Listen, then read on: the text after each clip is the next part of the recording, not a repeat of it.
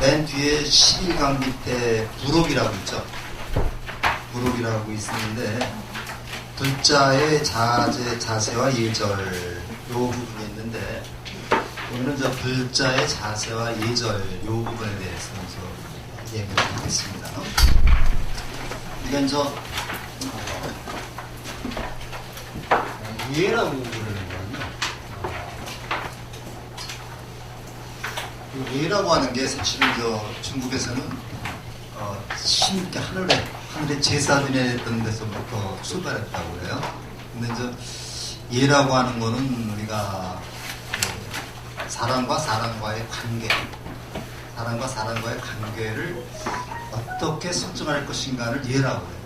예라고 그래서 중국에서는 인이라고 하는 말을 쓰는데 그 인이라는 말이 사람 인자에다가 두이자죠. 사람 두 사람이 만났을 때 어떠한 처신을 해야 되겠는가, 어떠한 관계를 맺어야 되겠는가, 이런 걸 우리가 이제 인이라고 해서 그래서 이제 공자님은 사람과 사람과의 만남을 요 인을 갖다 최상의 목적으로 삼았습니다. 그 인은 어디서부터 나오느냐?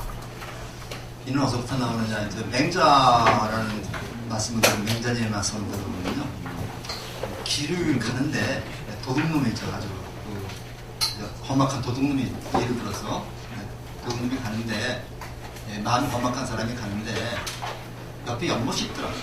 연못이 있는데 어린아이가 아무것도 모르는 아이가 그 연못으로 기어가고 있더라. 어떻게 여러분 어떻게 하겠습니까? 아이를 못 가게 꺼내서 부모를 찾아든지 하겠죠. 바로 그런 마음에서 인이 나온다고 했어요.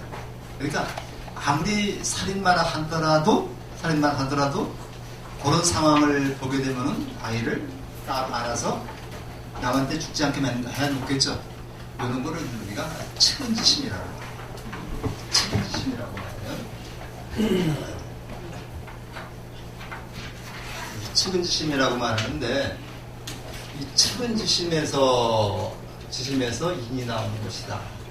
요거를 불교에서는 비라고 얘기를 합니다. 비. 남의 아픔을 자기 아픔으로 같이 승화시키는 비라고 해요.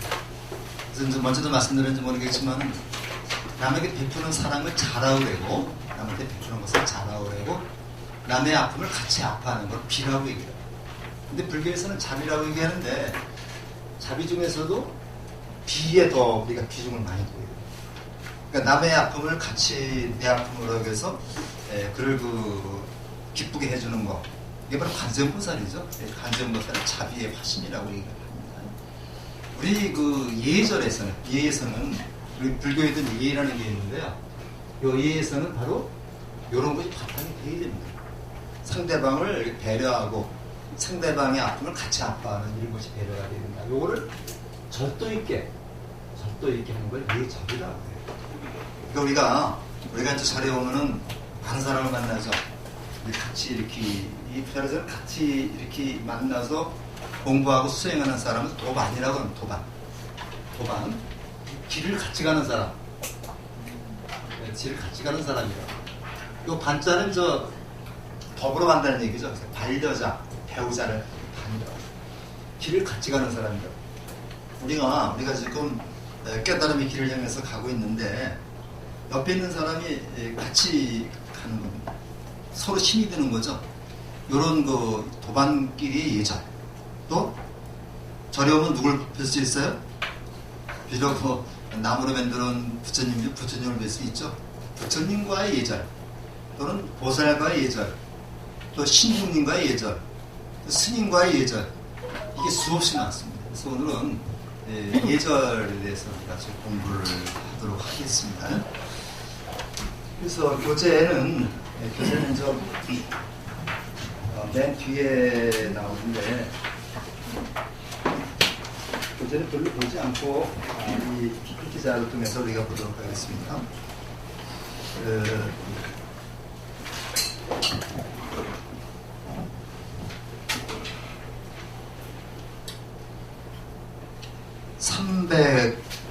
312쪽인가요? 네. 거기서 불교 예절의 중요성이라고 조금만 읽어보고 넘어가겠습니다. 불자 예절이란 일상생활에서나 사찰이라는 수행 공간이자 성스러운 공간에서 불자로서 갖추어야 할 예의 범절과 행동 규범을 불자 예절, 행동 규범입니다. 불자는 부처님의 가르침에 따라 생활하고 행동하며 깨어있는 마음으로 자신을 되돌아보고 당당하면서도 평화롭게 살아가야 한다. 그렇게 깨어있는 받기 위한 방법으로 우리는 참선, 절, 염불, 경전, 독서형 등의 수행을 하는데 불교를 처음 접한 사람들이 이러한 수행이 낯설고 어렵게 느껴질 것이다. 게다가 성스러운 공간이 사찰에 들어서면 그에 합당한 법도를 따라야 하는데 이러한 행위 절차가 어색하게 다가오기 마련이다. 그러나 어느 곳에 가든 그곳에 맞는 예의와 법도를 따르는 것이 문화인의 건전한 마음입니다. 우리가 이제 그다음에 이제 로마에 가면 로마 법을 따르라 했죠. 절에 오면 절의 법을 따르고, 그다음에 교회 가면 교회 법을 따르고, 손님으로 가면 그 지역의 법을 따라야 됩니다. 근데 이제 우리가 이제 그 사람의 가풍이라든가 그 민족의 습성 같은 게 다 다르죠. 그게 달라서 우리가 보기에는 인도에 이제 처음 가는 사람들이 놀라요. 시커먼 손으로다 이제 그 카레를 잘 먹죠, 그 사람들이. 예, 밥에다가 이제 카레를 이렇게 섞어서 이제 오른손으로 손으로 먹는 걸 보면은 다 더러운 데는 생각을 하는데 그 사람들 생각은 손부터 깨끗한 게 없다고 얘기해요. 그러니까 이제 그런 거 여러 가지를 보면서 우리가 한번 그거를 생각해 보도록 하겠습니다. 그래서 요거 가지고 주로 하겠습니다. 이건 뭐 우리가 기본적으로 좀 알아야 될 거고 중요한 게 이거죠. 실천을 하는 거. 내가 머릿속으로 암만 많이 알아서 소용이 없어요. 내가 실천을 해야 됩니다. 그러니까 머릿속에 내가 이제 백과사전이 다 들어가 있다 하더라도 요거를 실천하지 않으면 아무 소용이 없습니다. 집에 돈이 뭐 금송아지가 몇 개 있더라도 이거를 쓸 때 내 돈이 되는 거죠. 통장에 몇 억이 있다 하더라도 쓰지 않고 내가 죽은 내 돈이 아니고 자식들에 가면 자식만 싸우게 되는 거예요. 그러니까 내가 써야지 내게 되는 겁니다. 자, 그래서 이제 불자로서 갖춰야 할 예의 범절이나 행위 규범을 우리가 이제 그냥 기본적인 얘기고요. 깨어있는 마음으로 보면 다 그런 얘기죠. 나 자신을 겸허히 낮추고 모든 존재를 부처님처럼 존중해야 되겠다. 이런 마음이 바탕이 되어야 됩니다. 내가 이제 다른 사람을 좀 낮춰보고 이 갑질이라고 그러죠. 그만하게 생각하면은 이 사람은 예절이고 뭐고 아무 소용이 없는 겁니다. 그래서 불교에서도 이런 분은 증상만이라고 해요. 증상만. 이제 우리가 공부하다 보면 이런 말이 나옵니다. 증상만. 증상만이라고. 이 증이라는 말이 뭐예요? 자꾸만 늘어간다. 쉽게 증상하면 위가 높은 줄 모르고 자꾸만 많아져 간다. 늘어간다는 얘기예요. 뭐가 늘어가는 겁니까, 여기? 이거 만자가? 무슨 만자예요? 그만할 만자. 남을 업신여기를 그린다는 얘기죠. 남을 업신여기는 사람이 마음이 점점 늘어만 가는 사람은 증상만이다. 증상만이라는데 중요한 거는 그런 부처님이 그런 경전에 그런 얘기가 있어요. 모든 중생에게는 다 불성을 갖추고 있다. 그래서 일체 중생 실불성이라고 화엄경에 나오는 얘기입니다. 모든 사람들은 모든 중생들은 다 부처가 될 씨앗을 가지고 있는데 부처가 될 수 있는데 단 요 사람만 안 된다. 대받았다라고 해서 이제 대받았다라고 해서 부처님을 3번이나 죽이려고 했던 그 제사가 있었습니다. 근데 법화경에서 대받았다도 나중에 부처가 될 것이다라고 수기를 줍니다. 근데 대받 더 나쁜 놈이죠. 요놈은 절대로 성불을 못한다. 왜냐면 증상만은 절대로 성불을 못한다. 왜? 마음에 거만한 마음, 내가 최고다라고 하는 나 아니면 안 된다는 마음이 가득 차 있기 때문에. 그래서 요거를 떨어버리는 얘기입니다. 요걸 떨어버리라는 걸 하심이라고 하시라고 그러는데 우리가 그냥 나를 그냥 몸을 낮추는 것이 아니라 마음을 같이 낮추는, 몸과 마음을 같이 낮춰야 되는 거죠.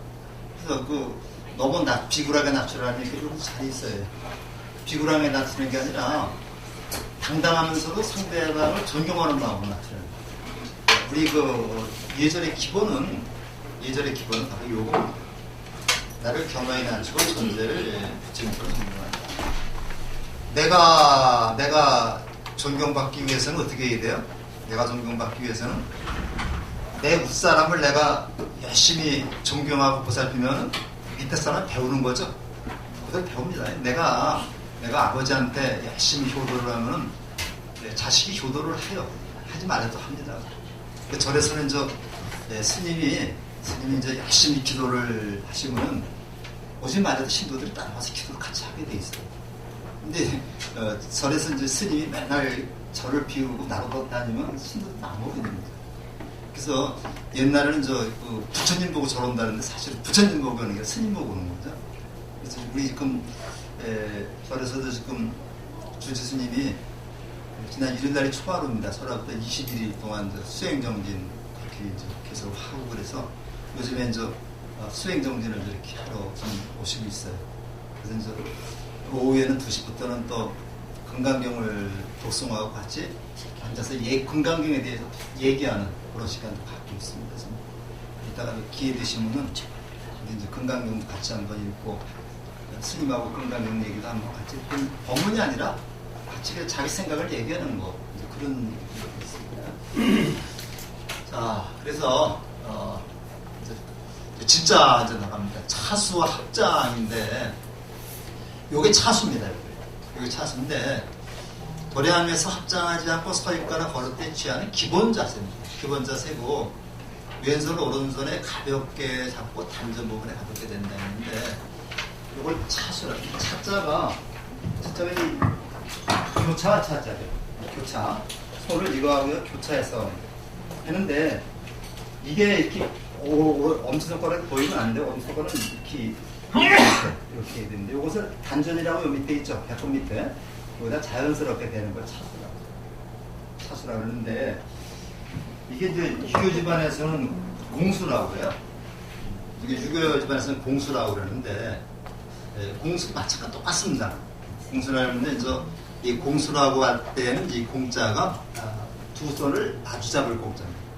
두 손을 마주 잡을 공자에서 여기 향교 같은 데 가면 공수 개의 이렇게 해서 얘기합니다. 그래서 요거에 의해서 이렇게 구령에 의해서 절을 하게 되죠. 향교 집안에서는 사배를 합니다. 옛날에는 임금한테는 사배를 했죠. 임금한테는 사배를 하고 죽은 사람한테 2배를 하고 그 다음에 산 사람한테 1배를 하고 그래서 공자님을 문선왕이라고 이제 왕 취급을 해가지고 4배. 근데 요게 가장 단정한 자세죠. 그래서 그걸 차수라고 얘기하는데 그 유교 집안에서는 이게 첫째합니다. 그래서 공수를 할 때 남자는 오른손이 바깥으로 옵니다. 오른손이 바깥으로 오고 여자는 왼손이 바깥으로 오고 남자는 오른손이 바깥으로 가게 하거든요. 그래서 요걸 첫째 지키는데 여기서 그거 안 해요. 그냥 편한 대로. 이 습관이 돼가지고 저도 습관이 돼가지고 이건 잘 되는데 이건 안 돼요. 이건 습관대로 원칙은 남자는 왼손이 백같에 여자는 오른손이 백같인데 그냥 신경 쓰지 마시고 편한 대로 하시면 되겠습니다. 근데 더 들어가면요 흉사 때는 반대입니다. 흉사 때는 반대가 돼가지고 우리 상가집에 가면은 여러 가지가 반대가 되죠. 그래서 반대가 되는 거죠. 근데 큰 말 필요 없고요. 여기 기본 자세입니다. 절에 가서 다닐 때는 항상 차수를 하고 차수 한번 해보세요. 이렇게 앉았을 때 법당에 가서 앉았을 때는 차수가 기본입니다. 기본인데 법당에 가서 예불 드려야 할 때는 무릎을 꿇고 차수하고 앉았는 게 기본 자세입니다. 합장하고 앉았는 건 합장은 기도 드릴 때 합니다. 그러니까 우리가 절에 갈 때는 그냥 우리 좌복을 갖다 깔아놓고 이렇게 합장하고 앉는 게 아니라 차수하고 이렇게 앉는 게 기본 자세입니다. 근데 그 예불을 혹시 드리게 되면 스님들 이제 이렇게 앉아 계시다가 무릎을 꿇거든요. 같이 무릎을 꿇고. 그래서 이제 개양, 정양, 해양 이렇게 나오면 같이 일어나서 이제 같이 절을 하고 어깨 목닥소리에 맞춰가지고 이게 이제 기본 자세고요. 그다음에 또 한 자세가 있습니다. 이게 이제 합장하는 자세인데요. 네, 두 손을 마주대서 인사는 인사법인데 이거 인도 인사법입니다. 법회 때 불교에서 가장 많이 쓰는 예법인데 그래서 절을 하거나 예불 법회에서 합장하십시오 할 때 그때 이제 쓰는 예법이다. 두 손을 동해 마음을 먹고 너와 둘이 아니라 하나 있는데 우리가 요 손을 무슨 손이라고 그래요? 요 손을 오른손, 바른손 이거 옳다 바르다 옳다 바르다죠. 요는 저 왼손이라고 얘기해요. 왼손이라고 얘기를 하는데 그 인도나 이 중동 지방에서는요 오른손은 항상 바른 손입니다. 바른 손입니다. 그 다음에 이제 왼손은 요 바른 손이 아니죠. 틀린 손이라는 뜻은 아닙니다. 바르지 않다는 얘기예요. 그래서 요 손을 우리가 보통 뭘 상징하냐면 이걸 붓다 상징합니다. 부처님이나 보살 상징하는 것이고 요거를 우리가 중생을 상징하는 것이다. 이렇게 생각을 합니다. 그래서 우리가 합장을 하는 의미는 거기 하신 붓다와 내가 중생이죠. 붓다와 내가 하나가 되는 이런 의식이 합장 의식입니다. 근데 옛날에 우리 그 할머니들 보시면요 우주의 기운을 다 모은다 해가지고 이렇게 해가지고 합장을 했어요. 이렇게 합장을 했는데 지금은 그렇게 합장할 필요 없고 그냥 자연스럽게 그냥 요 상태죠. 그럼 요 상태에서 요거 올리면 됩니다. 요 상태에서 요거 올리면 된다. 큰 절 앞에도 마찬가지죠. 여기서 큰 절 앞쪽에도 요 상태에서 요것만 올라가면 돼요. 요것만 올라가서 이게 큰 절. 우리가 이제 예법의 큰 절도 그렇게 하는 거죠. 그래서 이제 항상 이제 이렇게 했다가 우주의 기운이 들어오는 것도 아니고 이제 한 요 상태에서 그냥 올라가면 됩니다. 너무 올리지 마시고 그냥 자연스럽게 올려야 되겠다. 요게 이제 기본적으로 합장하는 자세인데 여기 나오죠. 마음을 모으고 너와 내가 둘이 아니다. 너와 내가 둘이 아니다. 중생과 부처가 둘이 아니다. 중생이고 부처다. 그래서 우리가 이제 일주문에 들어갔던 이렇게 합장을 하고 또 이제 그다음에 불이문이라고 되어 있습니다. 우리 여기 이제 불이문이 있는데 이 불이문이라는 것도 둘이 아닌 것이 불이문이죠. 중생과 부처가 둘이 아닌 그러한 분을 불이문이라고 얘기합니다. 그러니까 이 세계에 들어오면 벌써 우리는 중생계에서 부처 세계로 들어온 거예요. 여기 이제 계단 올라올 때까지는 중생계고, 요 계단 올라와서 불이문 지나가면 여기는 부처의 세계고, 그럼 부처의 세계에 있으면 내가 부처가 되는 거예요. 그렇게 되는 겁니다. 내가 부처가 되기 때문에 내가 붓다의 세계가 되는 거죠. 자, 요거 다 보셨죠? 하실 수 있죠. 합장. 근데 합장한테 주의가 요거를 이렇게 붙여야 됩니다. 요거 이렇게 하면 안 돼요. 이렇게 하면 안 되고 요걸 항상 이렇게 붙이라는 거예요. 그리고 이제 요거를 뭐 연꽃봉오리 합장이라 해가지고 이렇게 하는 분도 있어요. 괜찮습니다. 그래서 이런 보통 스님들 보면 멋좀 내려고 이렇게 한다는 연꽃봉오리처럼 발사하기도 하는데 요건 괜찮은데 요것만 쓰지 마십니다. 그 다음에가 이제 좌선과 앉은 자세인데 참선할 때나 앉아있을 때 가부자라는 거. 가부자에는 결가부자가 있고 반가부자가 있어요. 그래서 이게 참 힘든데 참선이라는 거는 이제 우리가 보통 그 선이라는 거를 참선하는 거를 앉아서만 하는 건 아닙니다. 서서도 할 수 있고 길을 걸어가면서도 할 수 있고 그래죠. 틱야탄 스님 같은 경우는 이제 항선이라 해가지고 이 정원을 거닐면서 선을 하죠.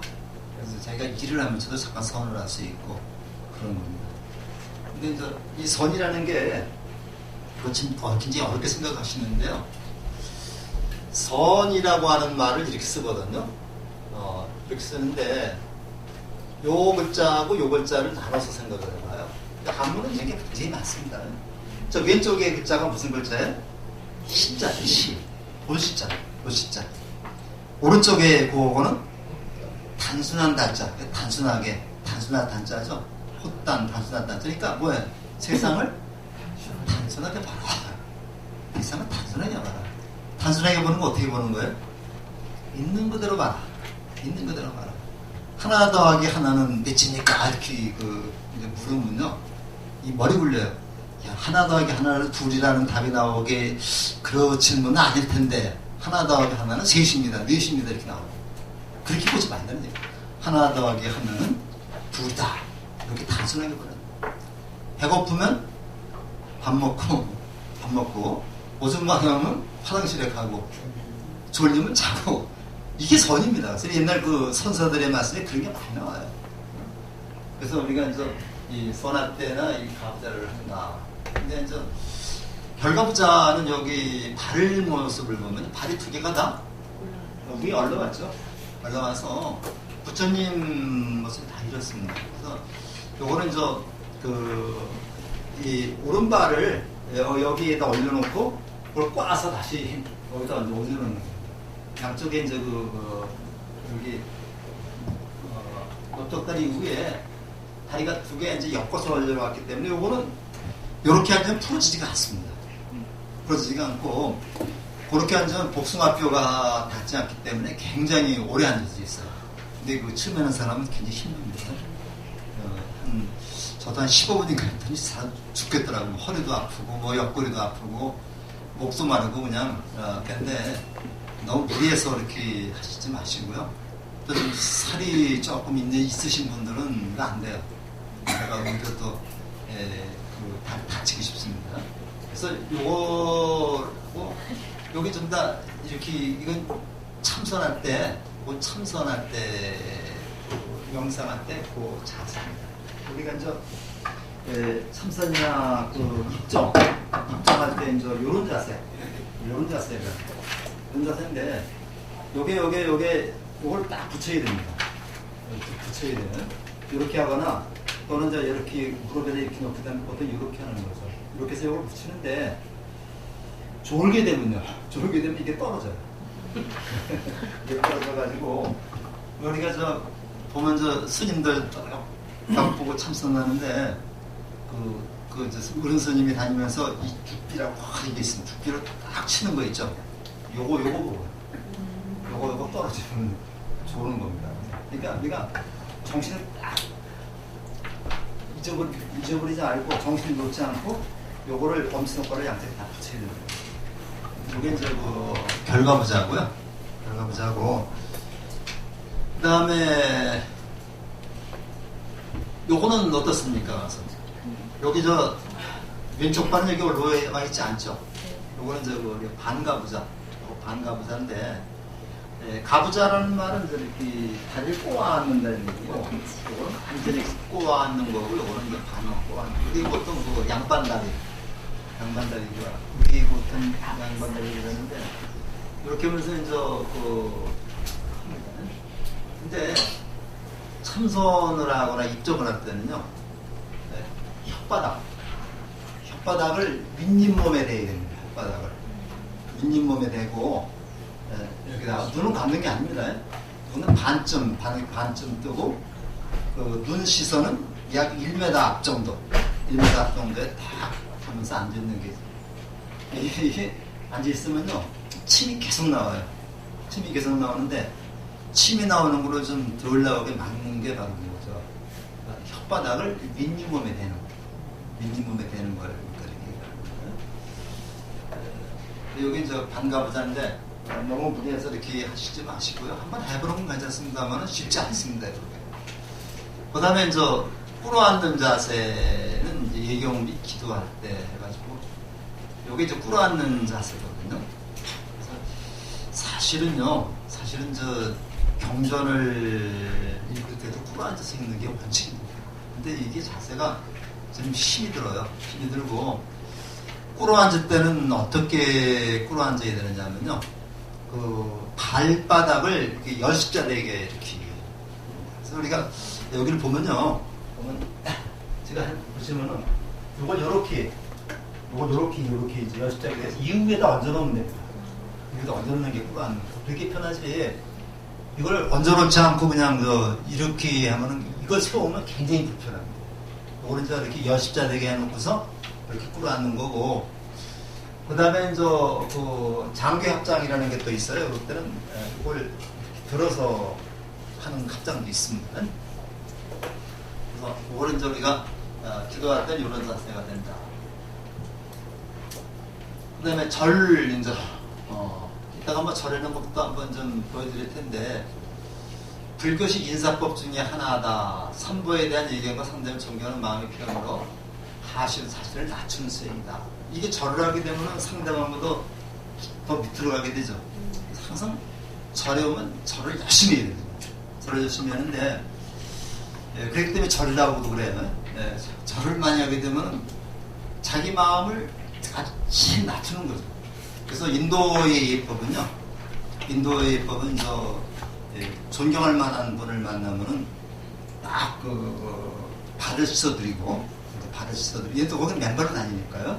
발을 씻어드리고, 그 앞에서 합장을 한 다음에, 머리를 절을 한 다음에,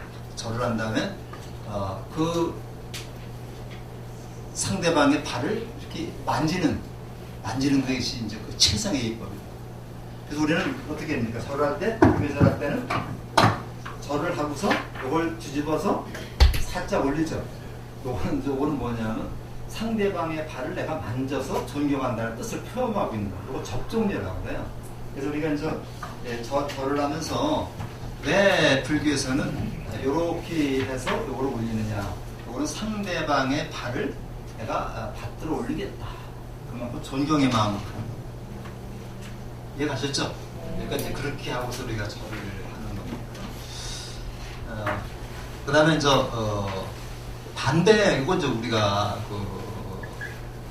정식절이고, 반대는 저희가 합장한 자세에서 머리를 60도 깎아서 한 60도, 요 정도로 이렇게 숙이는 게 좋죠. 이걸 저두는 저자가 이게 낮춘다는 얘기, 머리를 낮춘다. 그래서 저두, 또는 합장저두, 저두 1배, 이렇게 얘기를 합니다. 그래서 우리 절에서는 3배를 원래 법당에서 스님이나 부처님한테는 3배가 원칙입니다. 3배가 원칙인데 3배를 하기가 좀 어렵다. 그럴 때는 3배를 대신해서 저두 1배, 저두 반배가 아닙니다. 저두가 나오면 1배가 되는 거고 반배가 나오면 그냥 반배고.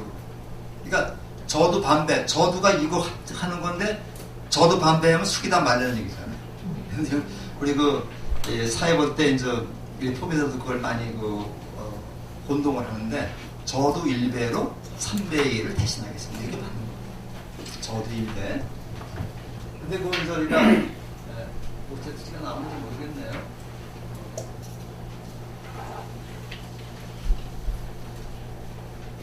근데 우리가 큰 절할 때는 오체투지라고 그래요. 오체투지라고 해서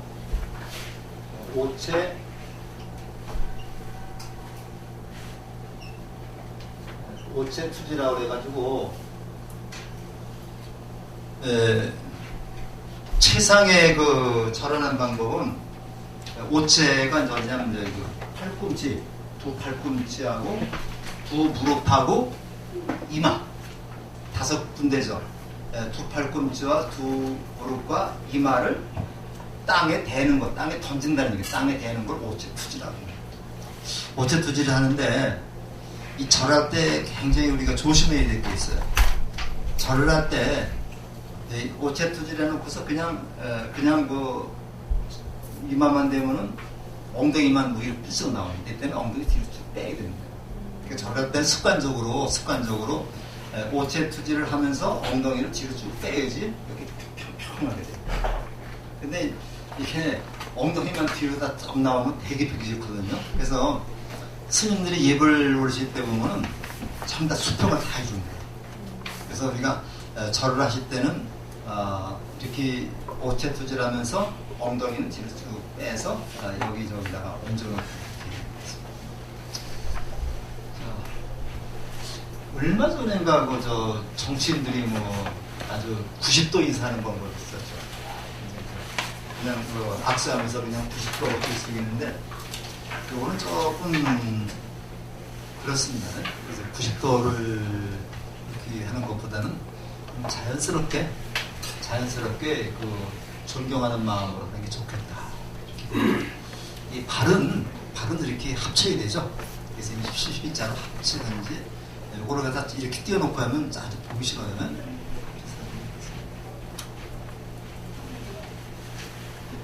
그 다음에 고드레하고 유언반배인데 같은 말입니다. 이게 마지막 절을 마치고 나서 일어서기 직전 두 손을 얼굴 앞에 모아서 합장하는 것을 우리가 이제 고드레 또는 유언반배라고 말하는데 그건 무수히 예경하고 싶은 마음의 아쉬움을 표현하는 것이다.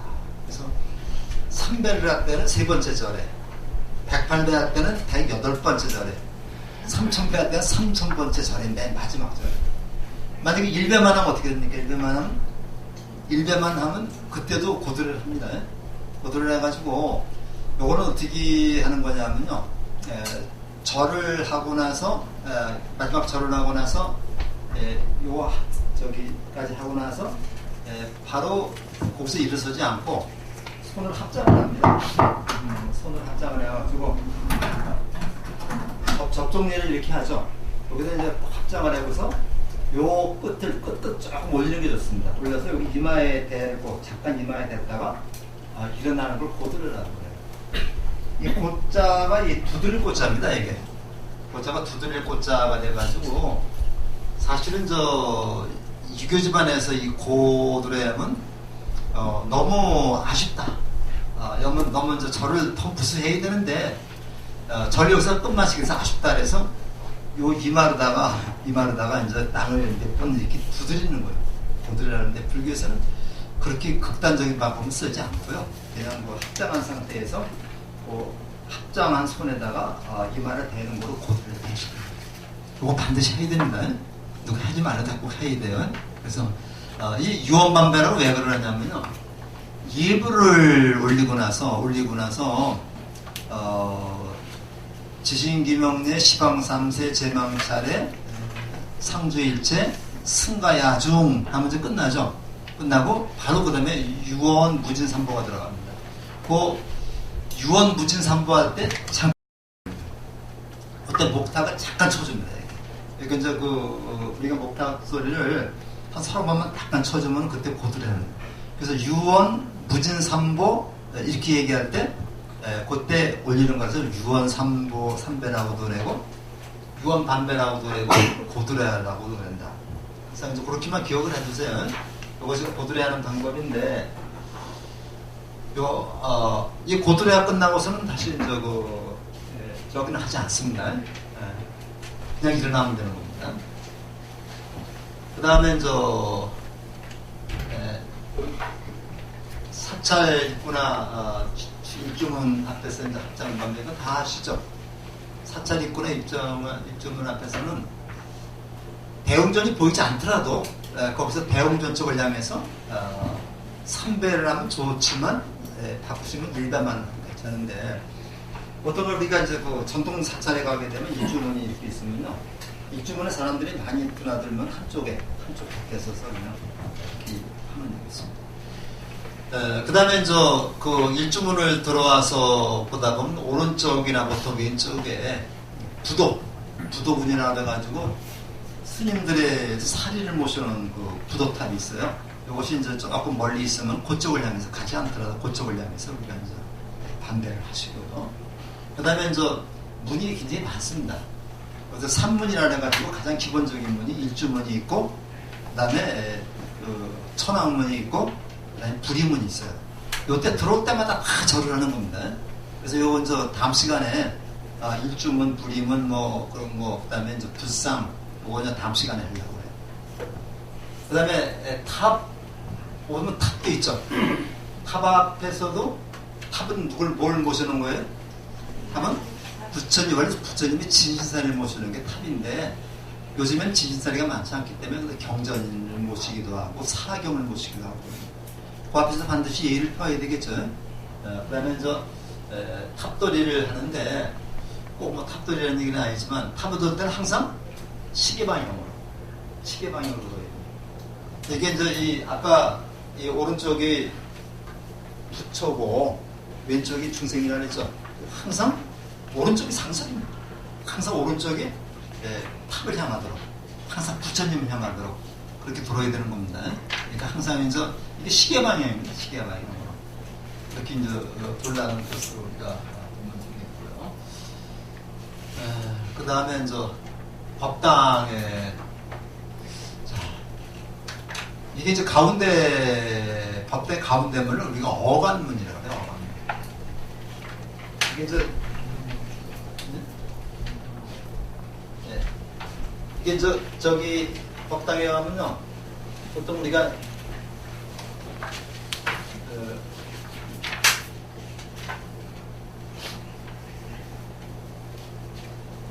이렇게 있다고 쳐요. 있으면은 이 가운데 요거 기둥과 기둥 사이를 한 칸이라는 한 칸.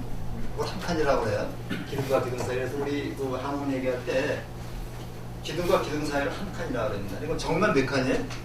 정면 우리 5칸집입니다. 정면 5칸집이고 조계사 같은 데 가면 정면 7칸으로 되어 있어요. 조계사 내용전은. 그 다음에 측면이 4칸이다. 그러면 정면 7칸에다 측면 4칸이면은 몇 칸집이에요? 28칸집이 되는 거죠. 28칸집이 돼가지고 우리 옛날에 양반집이 99칸집 얘기하는데 가보면 99칸이 그렇게 큰 집 아니고 기둥과 기둥 사이를 따지기 때문에 그렇게 되는데 여기를 우리가 어간이라고 그래요. 어간이라고 해서 여기에는 함부로 일반 스님들이나 신도들은 출입을 못하게 합니다. 못하게 하는데 못하게 합니다. 그래서 우리 근데 여기 출입을 할 수 있는 딱 두 사람이 있어요. 두 사람이 있는데 한 사람은 그 절에서 제일 어른되는 스님. 그러니까 주지가 아니라 어른되는 스님. 그러니까 우리 같은 경우는 해주 스님이 되죠. 그러니까 주지 스님, 그 절에 가면 이건 또 구분할 건데 총무 스님이 있고 주지 스님이 있고 그 다음에 해주 스님, 조시 스님, 방장 스님 많아요.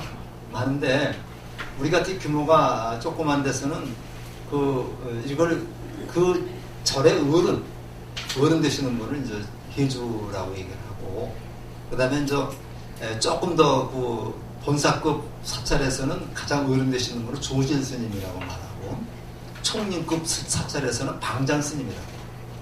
그 다음에 우리나라에서 불교에서는 종종 스님 제일 어른 스님이죠. 근데 그 행정사무는 전부 다가 누가 가느냐? 주지 스님이 하는 겁니다.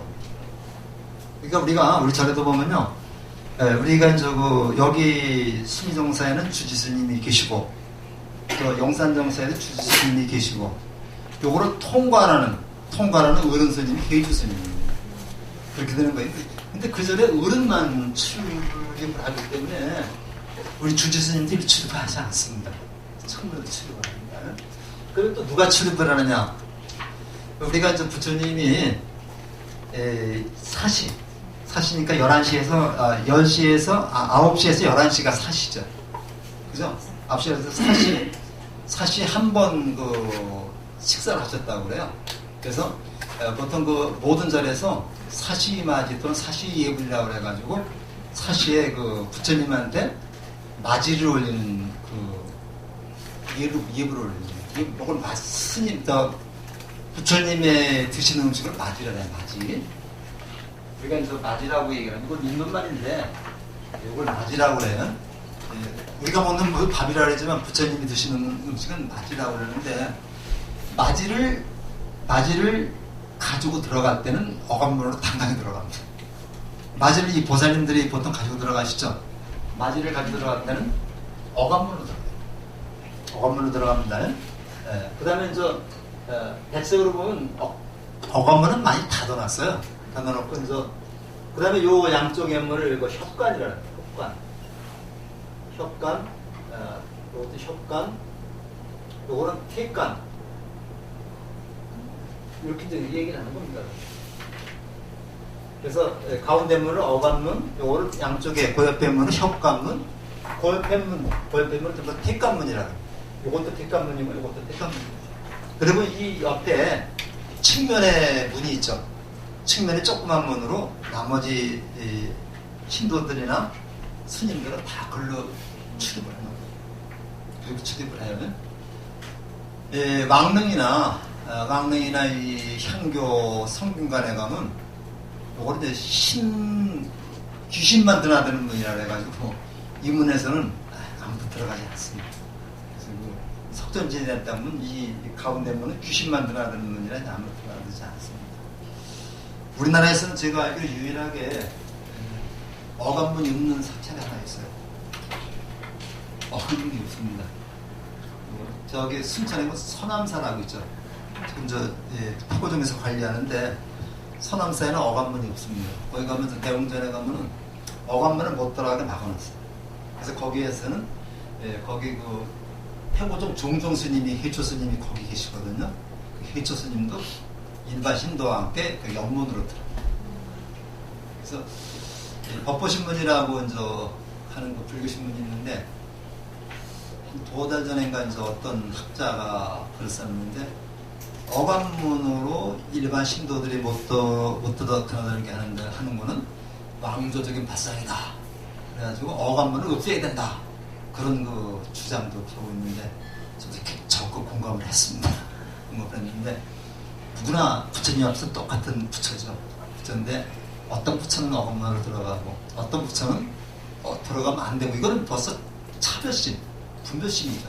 그래서 우리나라도 빨리 이 어감문이고 뭐 학관문일 것 없이 아무나 드나들 수 있게 하는 그런 것이 불교 발전을 위해서도 바람직하지 않은가. 그런 논문이 신문에 나오기 시작합니다. 그렇게 하고 저기 불교평론이라는 잡지 있죠? 제가 보다가 읽는 건데 불교평론에서 굉장히 그 개혁적인 그러한 주장들이 굉장히 많이 있어요. 그래서 저런 잡지들을 통해서 우리가 부처님의 근본 입장이 뭔가, 만약에 부처님이 살아계셨을 때는 어감문이고 뭐가 없었을 것 같아요. 그렇죠?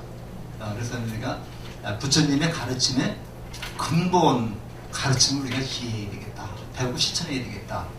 거기에는 사리불이나 목견론이나 있는 사람들이 다 똑같은 그 제자였었습니다.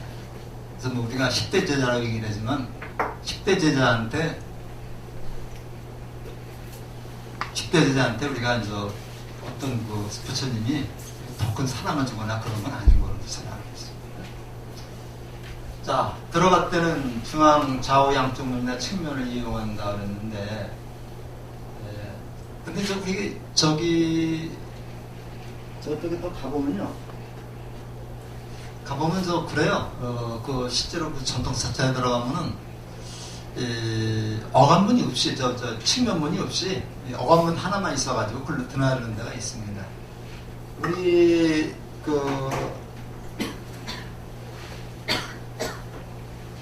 우리 저기 보면요, 가장 오래된 우리 목적 건물로서 이렇게 봉정사 극락전이라고 있거든요. 안동 봉정사 극락전, 그다음에 그 부석사 무량수전, 수덕사 대웅전은 700년 된 겁니다. 700년. 그 중에서도 안동 봉정사 극락전이 제일 먼저 지은 건물로 우리가 생각을 하는데, 거기 가면은 가운데 어감문 하나밖에 없어요. 어감문으로 드나들어요. 그래서 우리가 말이 그렇지 700년 동안 우리 무슨 아파트, 무슨 백화점 금방 무너져 버렸잖아요. 700년 대단한 겁니다. 그래서 우리가 성지순례 가면서 그런 거 한번 보는 것만 해도 아마 그 의미가 있죠. 그래서 법당으로 들었을 때는 중앙에 양쪽 문이나 측면문을 이용하는데 요건 일단은 그렇습니다. 어간문이 이용해 법당에 들어가면 안 된다는 건 우리가 알아두시고요. 측면이 이게가 저기라면은 측면이 저쪽 문도 있고 이쪽 문도 있잖아요. 어떤 문이 동쪽 문이에요? 어떤 문이 동쪽 문이에요? 우리가 그 방향을 말할 때 물리적 방향이라는 게 있고 심리적 방향이라는 게 있고 물리적 방향과 심리적 방향이 있습니다. 이건 우리 잘 아시듯이 물리적 그 방향과 심리적 그런 방향이 있는데 집에서 제사 지낼 때 이제 그 위패를 어떤 쪽에 둬요? 위패가 있는 쪽이 항상 북쪽입니다. 동서남북에서 항상 상석이 북쪽입니다. 항상 상석이 북쪽입니다. 그래서 북쪽에다가 위패를 모시게 되면은 그 위패를 중심으로 해서 방향을 따집니다. 그러니까 설사 그 집의 구조가 이쪽이 남쪽인데 저기 남쪽인데 여기다가 그 제사 지낼 때 이제 위패를 모실 수밖에 없다. 그러면 설사 남쪽이라도 북쪽으로 가정을 하는 겁니다. 이게 심리적 방향이에요. 북쪽으로 가정을 하게 되면은 항상 오른쪽에 뭐가 됩니까? 내 오른쪽이 동쪽이 되고 왼쪽이 서쪽이 되는 거죠. 그러면 우리가 동쪽에서 들어올 때하고 서쪽에서 들어올 때하고 순서가 달라요. 항상 우리가 그 어른을 뵈러 갈 때는요, 어른을 가슴으로 안고 이렇게 가서 인사를 해야 되겠죠. 어른을 이렇게 외면하고 인사는 안 되겠죠. 그래서 왼쪽 문으로 들어갈 때는 왼발부터 들어갑니다. 한번 해보세요. 여기 왼쪽입니다. 왼쪽으로 들어갈 때는 왼발부터 들어갔을 때 내가 부처님을 향하게 됩니다. 근데 오른쪽 발부터 들어가게 되면 이 반대가 되죠. 그러니까 이제 오른쪽에서 들어갈 때는요, 오른쪽 발부터 들어가야지 이게 부처님을 향하게 돼요. 그래서 방향이 이제 우리 방향은 달라요. 왼쪽 문으로 들어갈 때는 왼발부터, 오른쪽 문으로 들어갈 때는 오른발부터 먼저 디뎌라. 여기 꼭 한번 연습 한번 해보세요. 그러면 이제 부처님을 중심으로 해서 부처님을 가운데를 본전부리라고 그래요. 본전부리라고 그러고 보통 양쪽에 보살 두 분을 모시는 게 많죠. 우리 저도 보면 양쪽에 관세음보살하고 지장보살을 모셨습니다. 그러면 어떤 분이 저기에요. 항상 보면요, 내가 저기라고 하면은 반대가 되나요? 이렇게 북쪽이라고 하면은 항상 왼쪽이 상승. 얘는 왼쪽이죠. 이렇게 왼쪽이고 이게 오른쪽이죠. 그러면 요쪽이 항상 동쪽이 되는 겁니다. 그래서 아까 잠깐 잘못 얘기를 했죠. 요쪽이 동쪽이 되는 겁니다. 그래서 동쪽으로 이게 좌우가 되는데 네. 여기 좌우 그렇죠? 좌우가 되는 이렇게 좌쪽이 동쪽이 되는 겁니다. 그렇죠?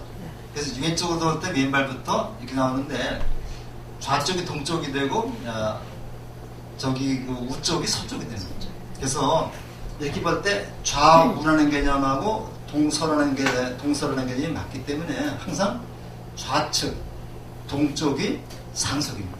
상석이고 우측 서쪽이 하석이 되는 거죠. 그래서 우리가 옛날에 영의정이 있고 좌의정이 있고 우의정이 있으면 항상 우의정보다는 영의정이 더 직급이 조금 높습니다. 그래서 우리도 들어가다 보면요, 부처님 왼쪽에 동쪽에는 관세음보살이 있고 그 반대편에는 지장보살이 있어요. 이게 상단입니다.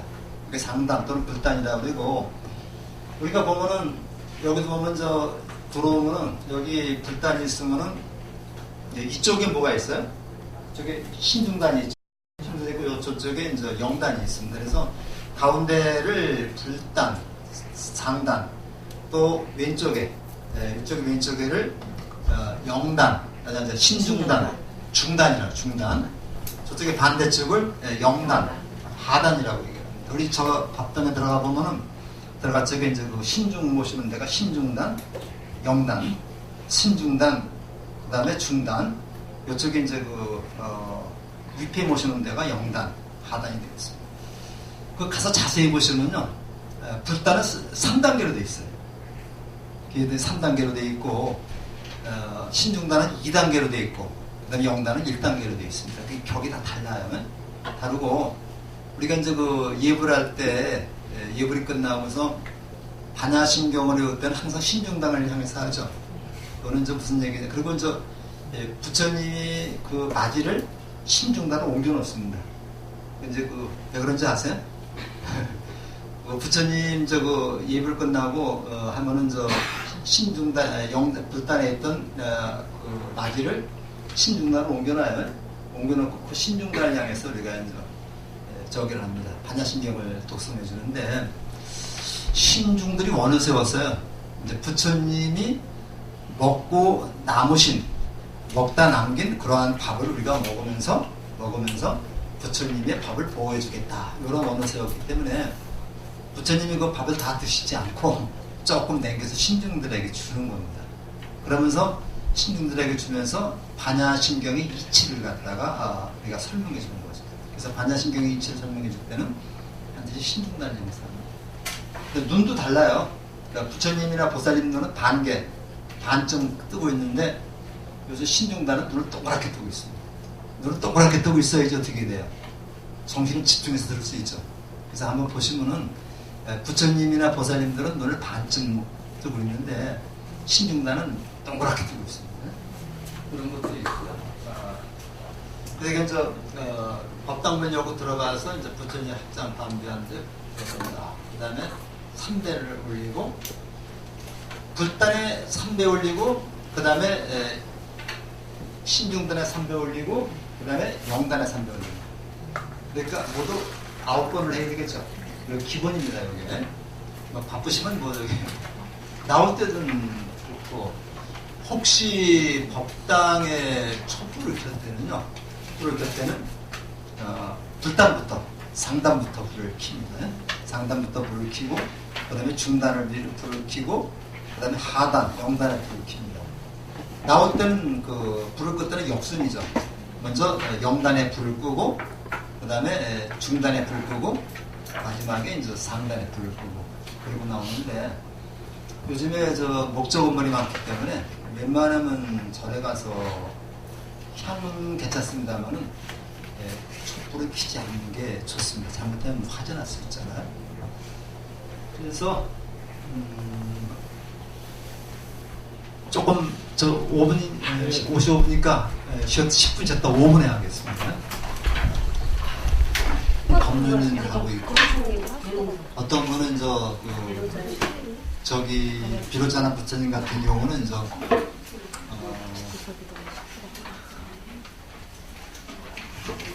이렇게 하고 계신 부처님이 있잖아요. 그래서 우리가 그런 거를 다 공부를 하고, 그 다음 주 23일 날은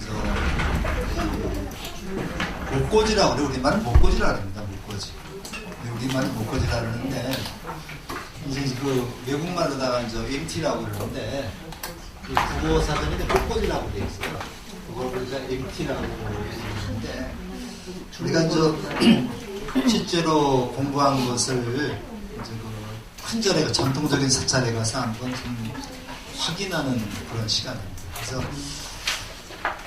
이번에 갑사로 가게 됐는데, 공주에 있습니다. 계룡산을 중심으로 해서 이 계룡산이 여기 있기 때문에 계룡산 서쪽에 공주가 있고 갑사가 있죠. 갑사가 있고, 동쪽에는 대전이 있고 여기 동학사가 있어요.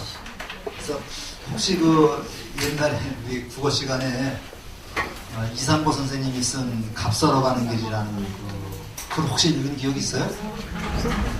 동학사에서 갑사로 등산하는 그런 내용인데, 동학사에서 갑사로 가는 길에는 남매탑이라고 하는 그 탑이 있어요. 그 남매탑에 대한 전설이 나오는데, 우리나라 절에서 갑자를 하는 거는 우리가 최초 또는 아주 굉장히 그 우두머리가 되는 그런 의미를 가지고 있어요. 그래서 뭐 불갑사, 뭐 도갑사, 이 불갑사 같은 경우는 저 영광에 있는데 백제 시대 최초의 사찰이죠. 이렇게 해서 이제 갑자가 들어가는데 우리가 하는 데가 이제 갑사, 그냥 갑자라고만 그럽니다. 그러니까 굉장히 그 보통적은 아니고 옛날부터 춘마곡 추갑사라고 했어요. 춘마곡 추갑사가 뭐냐면 봄 경치는 마곡사가 최고고 가을 단풍은 갑사가 최고다. 그래서 사실은 갑사가 굉장히 그때가 단풍이 어떨지 모르겠습니다만은 굉장히 그 경치가 아름다운 그런 차. 그래서 갑사에서 이제 우리가 그 공양도 한번 하고 그래서 신청을 해놨습니다. 공양도 하고 그다음에 이제 거기서 우리만의 이제 시간을 갖고서 아마 리뷰도 한번 올려보려고 그래요. 그렇게 하고 있는데 갑사에서 굉장히 그 중요한 걸 하나 볼 수가 있는데 그게 뭐냐면 단간을 볼 수 있어요. 단간을 보는데 제가 알기로는 우리나라에서 단간이 남아있는 유일한 절이 갑사입니다. 단간지가 뭐냐면요. 단간지주라는 말 혹시 들어보셨어요?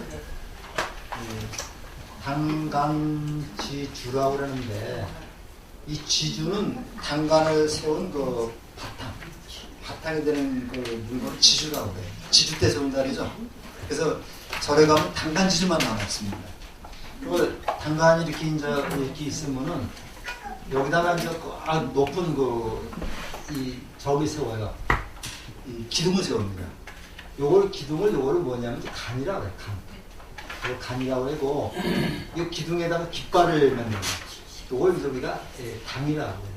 그래서 요걸 단간을 세웠던 지주에서 단간 지주라고 하는 거거든요. 근데 단간의 간은 이게 다만 다 없었지만 요 간이 남아있는 데가 갑사입니다. 그래서 그 신라 때 한 이 정도 돼요.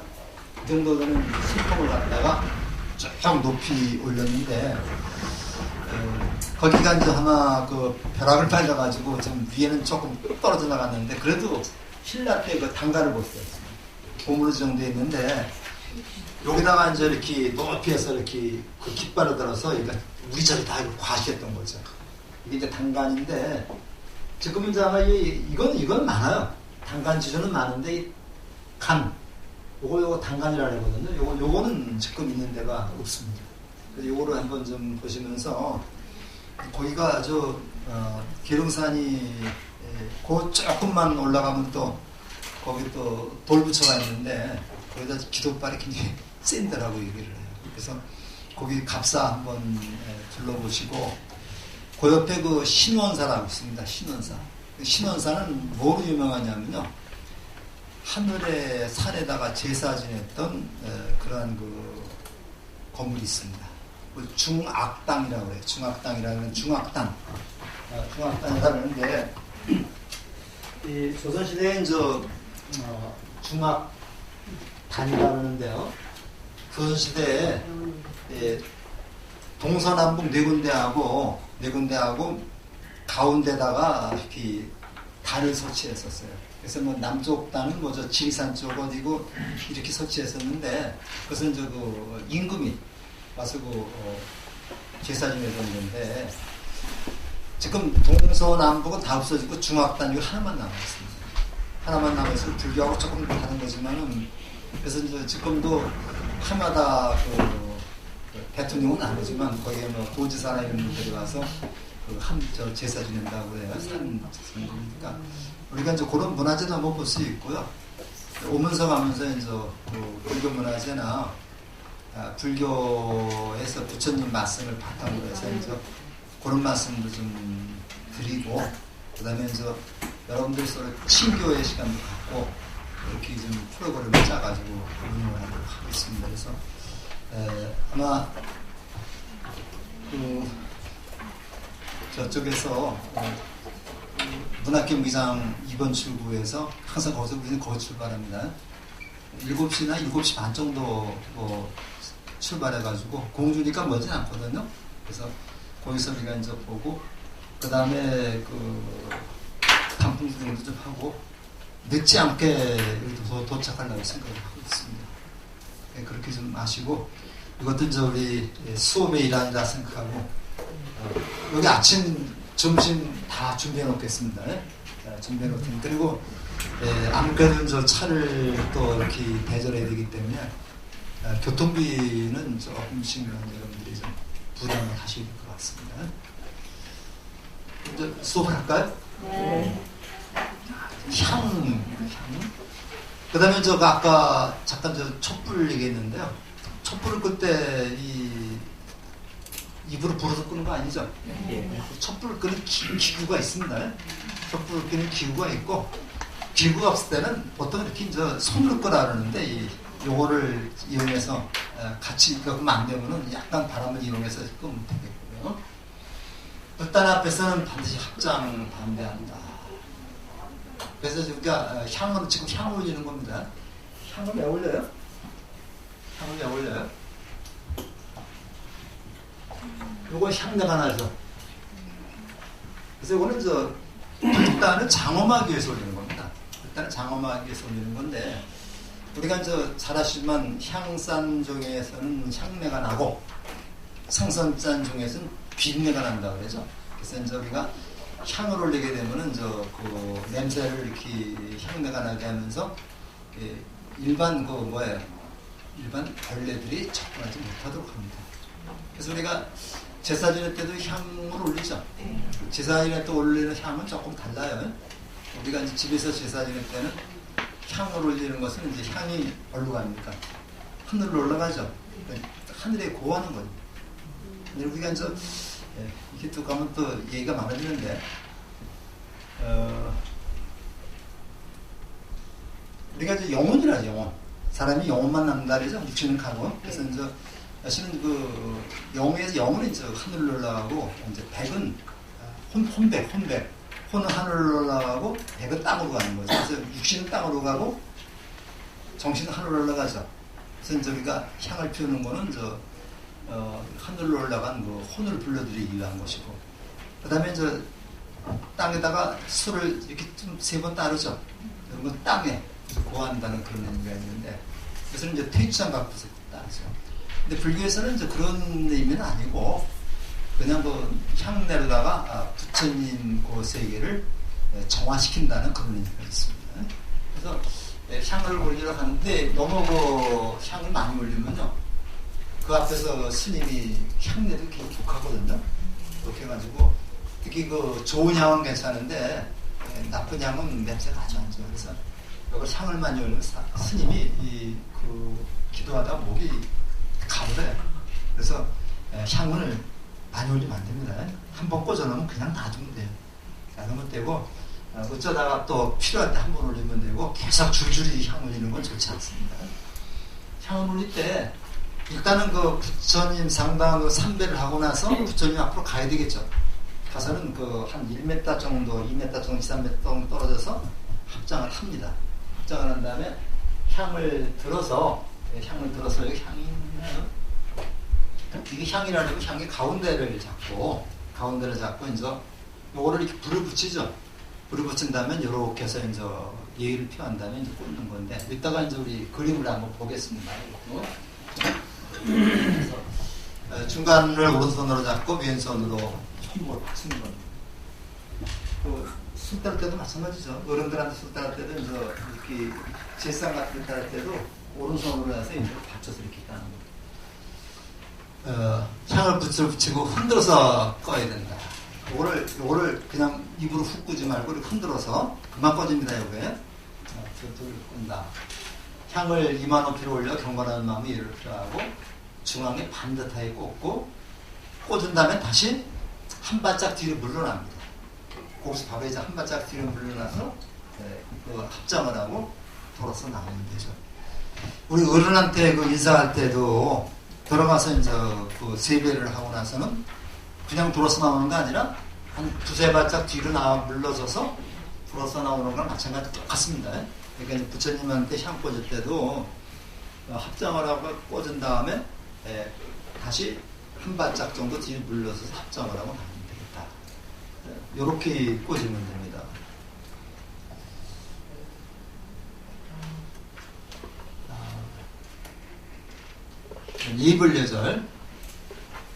아까 그 얘기를 했었죠. 예불은 불보살님께 예불 올리는 의식이다 해서 새벽 예불, 그 다음에 사시 예불, 그 다음에 저녁 예불 하루에 3번 올립니다. 3번 올리는데 모든 절에서 다 이렇게 3번 올려요. 3번 올리는데 그 올리는 게 다 좀 조금씩 달라요. 저기 그 근본적인 내용은 같지만은 약간씩 그 앞에 있는 게 좀 다릅니다. 그래서 새벽 3시경에 도량석이라고 그러는데, 도량석이라고 그러는데요. 도량의 석자가 이것이 이제는 풀어놓는다. 풀석자입니다. 석방이면 저 감옥에서 풀려나는 거 석이라고 그러죠. 도량을 풀어놓는다는 얘기는 밤새 그 삼라만상이 어둡기 때문에 다 활동을 하지 못했죠. 근데 어둠 속에서 활동을 하지 못하는 삼라만상을 활동할 수 있게끔 풀어놓는다는 얘기입니다. 생명력을 불어넣는다는 얘기입니다. 그리고 제가 좋아하는 시 중에서 박남수라는 시인이 쓴 아침 이미지라는 시가 있어요. 거기 보면은 아침은 뭐 모든 삼라만상을 다 풀어놓고 활동하게 한다 이런 내용이 들어있거든요. 근데 보통 그 삼라만상이 깨는 시간이 보통은 새벽 3시 반 정도 된다. 그 새벽 3시 반에 삼라만상이 다 활동을 시작을 한다. 그러니까 3시쯤 일어나서 스님이 목탁을 두드리면서 그 도량을 한 바퀴 쭉 돌아요. 요거 도량석이라고 그러는데 보통 천수경을 많이 하시더라고요. 그래서 이제 그 정도를 하면서 도량을 서지 돌면은 삼라만상이 다 일어나고 스님들이 자리에서 일어납니다. 스님들이 자리에 일어나가지고 간단하게 이제 이불을 개고 소세, 세수를 하고 세수를 하는데 뭐 화장 같은 건 절대로 안 합니다. 그래서 옛날에는 이렇게 개울물이 가서 그냥 그 간단하게 눈곱만 털고 그랬어요. 그러고 나서 이제 옷을 갖추어 입으시고 그다음에 가사를 수한다고 그래요. 우리가 이제 그 회색 옷을 입는 건 장삼입니다. 장삼이고 왜 갓색이 있죠.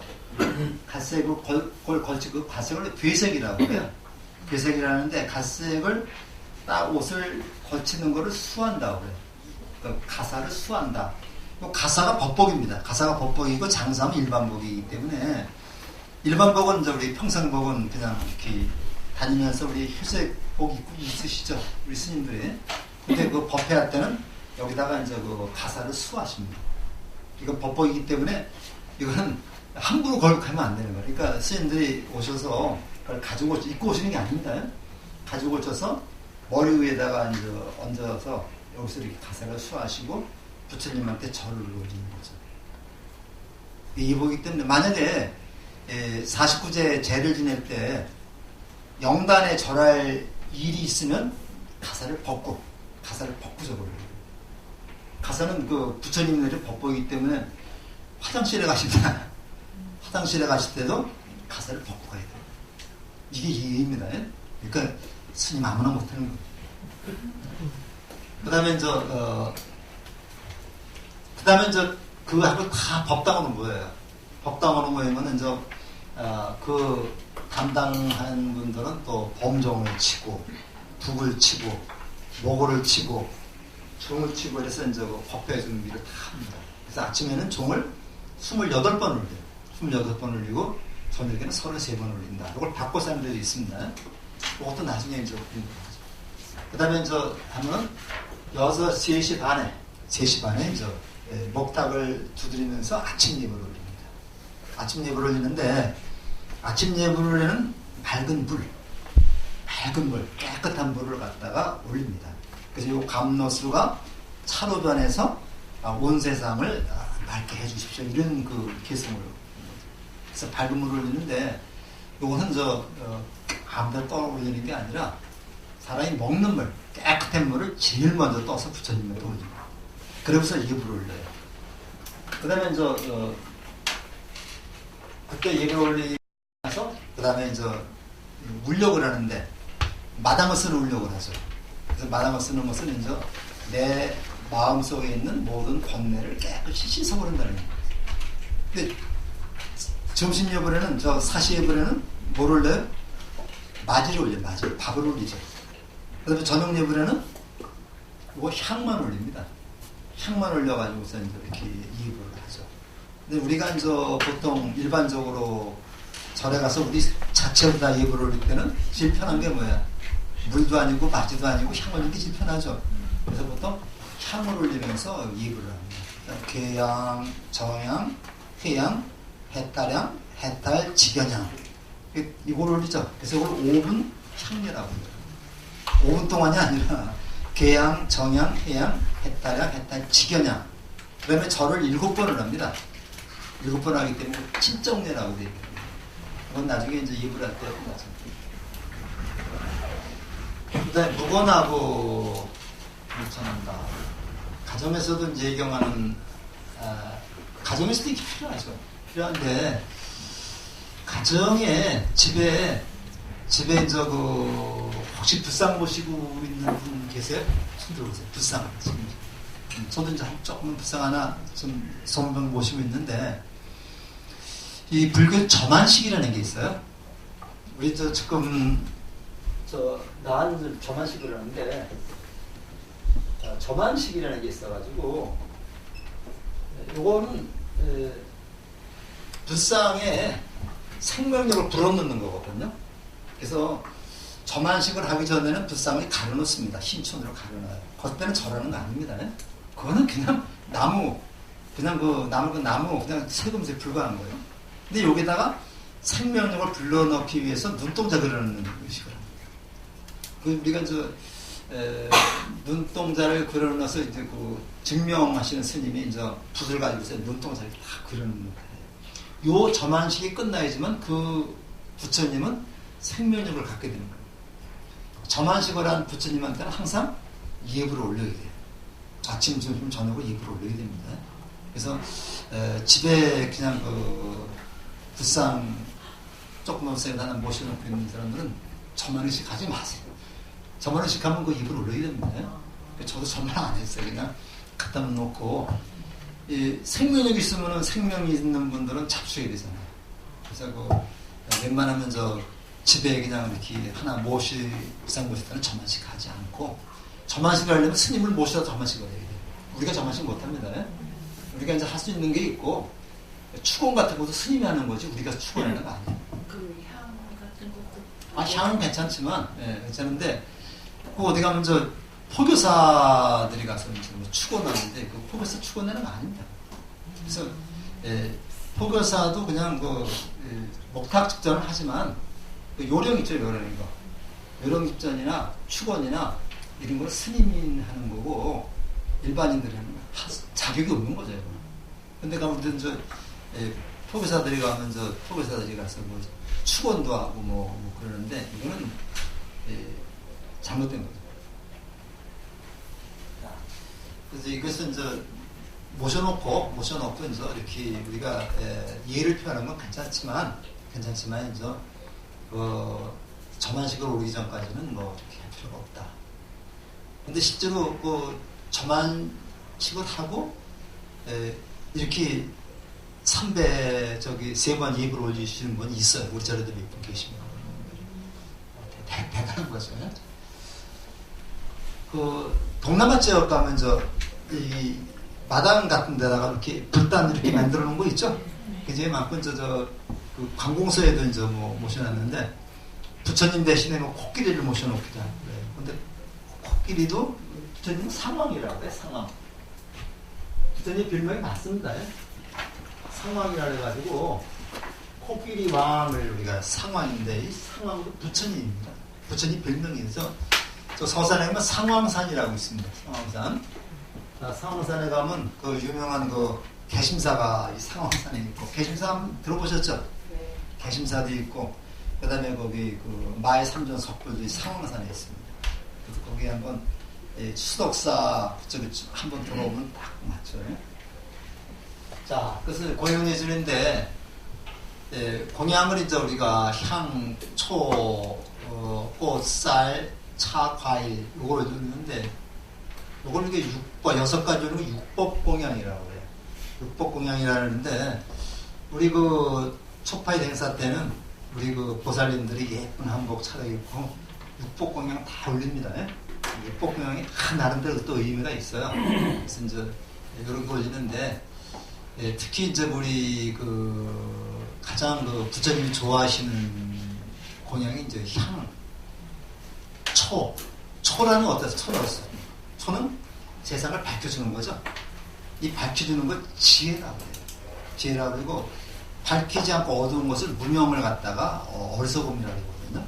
그래서 이제 교리 공부를 할 때 그래서 보통 가장 기본적인 게 향으로 올린다. 근데 이 삼륜 청정이라는 말이 있습니다. 삼륜이 청정할 때 공덕이 있다. 근데 이제 부처님은 사실은 돈을 좋아하시지 않는데 스님들이 이제 불사를 하려면 아무래도 돈이 필요하죠. 그럼 요새는 공양도 뭐 공양하는 것도 보시하는 것도 돈을 제일 좋아하시는 거예요. 근데 삼륜이 청정해야 되는데 삼륜 청정이란 말씀입니다. 누구의 보시하는 사람. 보시하는 사람이 깨끗한 마음으로 보시해야 되겠죠. 보시를 받는 사람, 스님들이죠. 보시를 받는 사람도 깨끗한 저걸 내 용돈으로 써야 되겠다. 이런 사심이 있으면 안 돼요. 공식으로 볼 수 있는. 세 번째는 보시하는 물건. 그러니까 그 보시를 받는 사람, 보시하는 물건이 깨끗해야 된다. 이게 삼륜 청정입니다. 그러니까 도둑질해서 보시하거나 노름에서 보시하는 거는 보시물이 깨끗하지 않죠.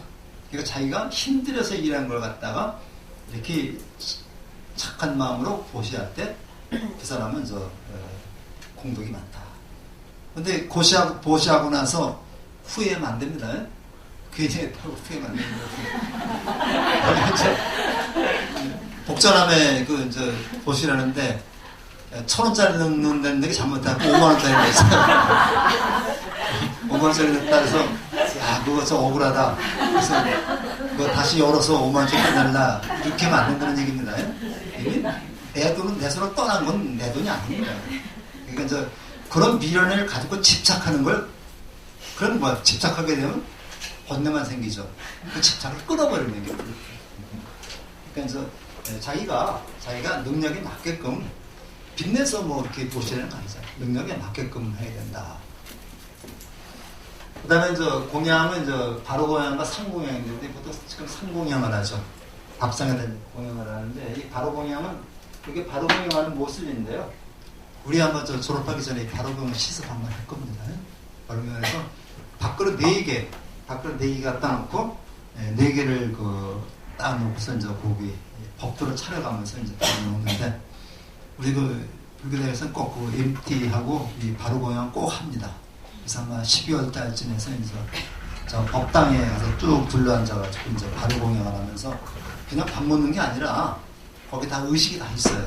개송도 외워야 되고 밥 먹는데 법도가 또 있어야 되고 그렇습니다. 밥그릇마다 다 이름이 또 있어요. 그래서 어시바루, 바루, 찬바루, 청수바루 해가지고 다 있고 숟가락 한번 집는 것도 역시 법도가 있으니까요. 그걸 한번 배우고 그렇습니다. 이렇게 하는 겁니다. 그러면서 밥을 가지고서 이렇게 꽃을 들고서 개송을 외우는 장면입니다. 지금. 이 밥은 어디서 왔는가 이렇게 하면서 그래서 이걸 하게 되면 빙긋 설거지를 할 필요가 없어요. 음식이 찌꺼기가 나오지 않습니다. 그래서 우리가 자기가 먹을 만큼 퍼다가 가져온 거 다 먹어야 된다는 얘기죠. 그래서 우리 절에서도 뷔페식으로 하는데 그 전에 밥상 이렇게 밥을 다 떠주고 그러니까 번거롭기도 하지만 이게 남이 떠주는 밥은 많은 때도 있죠. 어떤 때는 반찬이 남을 때도 있죠. 이렇게 음식 묻히기가 나오기 때문에 먹을 만큼만 가져가야 돼요. 그 다음에 스님 예할 때 방금 마주보면서 이렇게 반배를 한다는 스님도 같이 반배를 합니다. 우리 남자분들은 군대 갔다가 다 오셨기 때문에 내가 딱 상관을 보고 경례를 했을 때 팔을 누가 먼저 내려야 돼요? 상대방이 내릴 때 내가 내린 다음에 내려야 되는 거죠. 내가 먼저 내리면 안 되는 거죠. 똑같습니다. 같이 합장을 할 때 스님이 고개를 들기 전에 내가 먼저 고개 들면 안 되겠죠? 네? 요게 가사하고 이제 이게 희색이 이제 장산입니다. 스님을 3부 중에 승가대중이로 공경한다. 승가는 몇 명 이상이라고 했어요? 4명. 4명 이상이 승가가 됩니다. 이제 우리가 거룩한 스님, 거룩한 부처님, 거룩한 가르침, 거룩한 스님들, 삼복, 승가 이렇게 얘기를 했으니까 우리 공경해야 되겠다는 얘기. 기레서 스님 만나 합장 반대한다. 이제 기레서까지 이렇게 저기 할 필요 없잖아요. 컨절할 필요 없는 거죠. 군대에서는 길을 가면서 길을 갈 때 이렇게 제가 군대 생활할 때는 길을 가면서 상관 만나면 걸어가면서 격려해라 그랬어요. 그렇게 배우셨죠? 지금은 달라졌나? 스님하고 걸어가면서 격려하는데 이 걸어가면서 합장할 수는 없잖아요. 그때는 같이 스님 앞에서 서가지고 경건한 마음으로 합장을 합니다. 그 다음에 실내에서는 3배나 1배 이러는데 3배가 기본입니다. 3배를 왜 3배를 하느냐?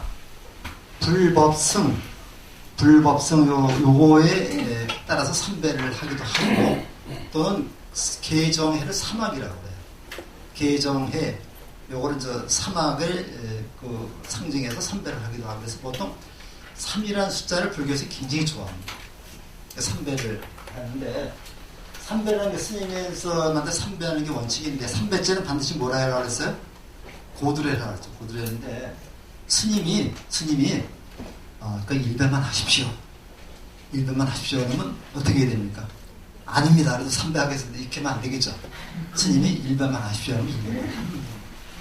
그러니까 스님이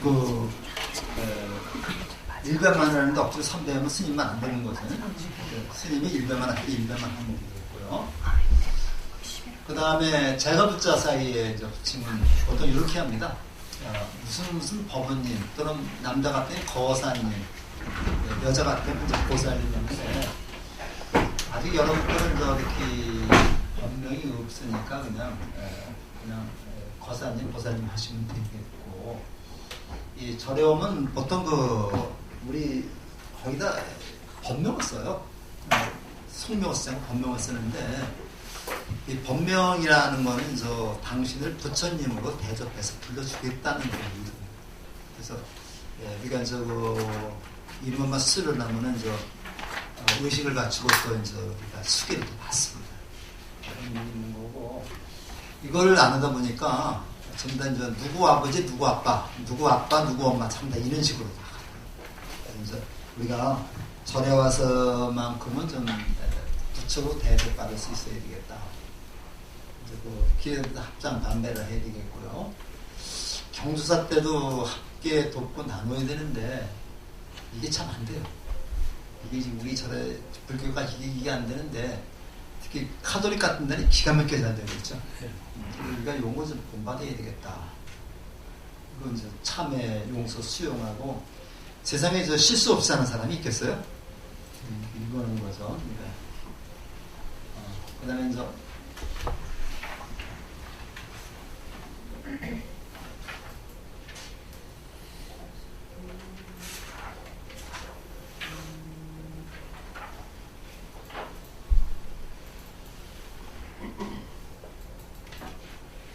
보면서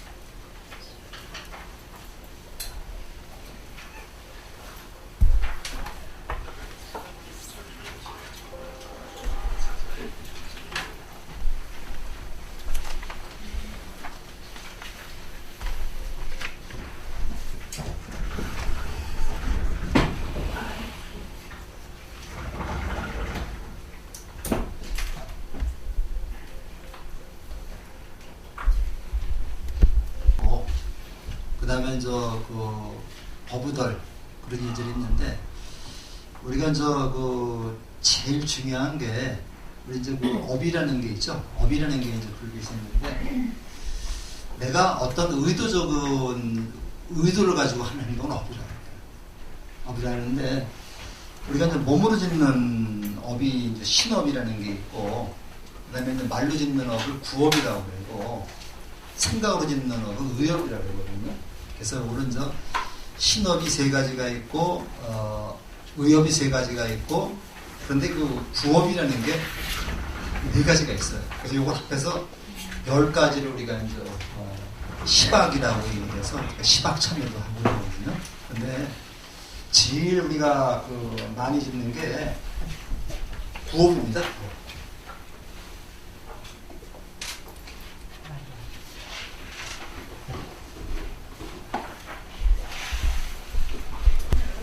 말 한마디 가지고 외수가 될 수도 있어요. 그래서 우리 천수경 다 아시죠? 천수경 보면 제일 먼저 정구업투전이라고 나옵니다.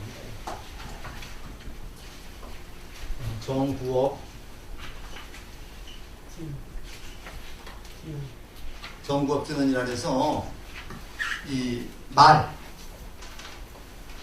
부업을 짓지 않는 그런 진원이 나와가지고 이게 수리수리 마수리 수수리 사바 이렇게 나오죠.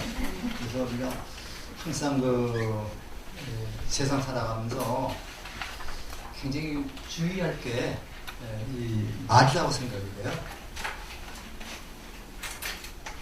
그래서 이제 이 말 조심을 한다면 우리 도반이나 스님들한테도 예의절을 지킬 수 있지 않을까 이렇게 생각이 드는데 우리가 조금 문제가 갔나 봐요.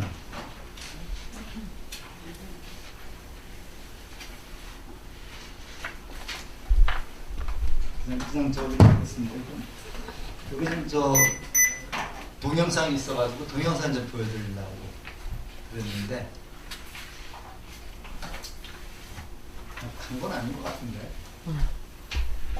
기본이 되는 거는 우리가 말 조심 그거 같아요. 그래서 내가 좀 화가 난다 그래서 이제 이거를 그냥 금방 내뱉거나 그러고는 한 단계 한 3초 정도 하나 둘 셋 이 3초 정도만 쉬었다가 말을 한다면 생각하고 말을 한다면 아마 인간관계라든가 여러 예절인 것이 그렇게 무난하게 잘 진행이 되지 않을까 그런 생각을 한번 해봅니다.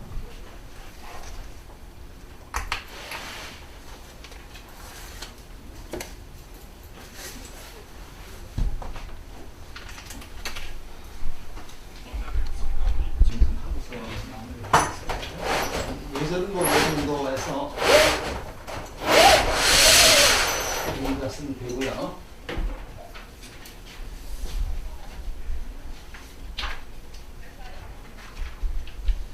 우리가 사는데 이 삼독이라는 게 있어요. 그러니까 탐이라는 게 있고 진이 있고 치. 그래서 요거는 우리가 탐욕이라고 그러고 요거를 성냄이라고 그러고 이걸 어리석음이라고 그러거든요. 모든 우리의 번뇌나 걱정이나 이런 것은 여기서부터 나오는 겁니다. 내가 주어진 것에 만족하지 않고 더 찾으려고 하는 거예요. 이게 탐욕이죠. 이게 탐욕인데 탐욕이고 탐진치입니다. 그 다음에 내가 어떤 상대방의 행동에 따라서 또는 상대방의 말에 따라서 내가 화를 내는 게 이제 성내는 거, 진이죠. 그래서 요게 이제 정내는 건데, 그리고 요 치라는 거는 어리석은 겁니다. 뭐가 어리석었냐? 세상을 바로 보지 못하고 잘못 봄으로써 어리석은 것을 그게 치라고 해요. 그래서 지금 이 치의 상대적인 말이 지혜라는 말이거든요. 그러니까 지혜가 없이 세상을 잘못 보는 거, 삿되게 보는 거, 거짓으로 보는 거, 세상의 이치를 전혀 알지 못하는 것, 이런 걸 그러니까 치라고 얘기를 합니다. 그런데 요것이 우리 사람들을 갖다가 망가지게 말기 때문에 이걸 삼독이라고 합니다. 독이라는 거는 우리 목숨을 끊어버리는, 죽이는 게 독이죠. 그래서 우리 사람을 올바르고 살지 못하고 병들게 하거나 죽게 하는 것을 독이라고 해요. 이걸 삼독이라고 하는데, 요 삼독이라고 하는 탐욕과 성냄과 어리석음이라고 하는 삼독을 어떻게 우리가 치유할 것이냐. 여기서 모든 번뇌가 다 나오는 거거든요. 다 나오는데 이것을 어떻게 우리가 치유해 나갈 것이냐. 이것이 불교에서 우리가 이제 요구하는 그러한 수행 방법입니다.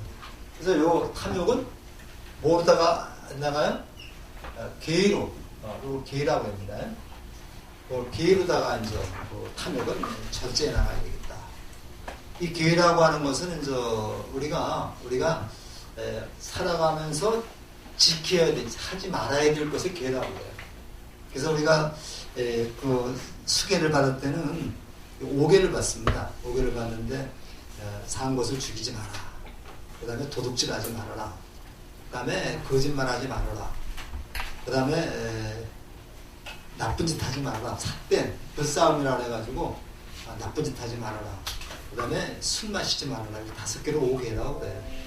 요거를 지키지 말라는 얘기죠. 근데 특히 이제 술 마신다는 얘기가 옛날에는 뭐 술밖에 없겠지만은 지금은 뭐 도박, 마약, 인터넷 뭐 거기서 이제 댓글 다는 거 다 들어갑니다. 요거를 하지 말면서 요런 걸 통해서 우리가 탐욕을 갖다가 절제해 나갈 수 있다는 얘기죠. 그래서 계라는 거하고 유리라는 게 있는데, 계라는 거는 자기 스스로 지키는 겁니다. 자기 스스로 지키는 걸 계라고 그래요. 요거를 공중생활을 하기 위해서 꼭 지켜야만 되는 이러한 강제성을 띈 거는 유리라고 얘기를 합니다.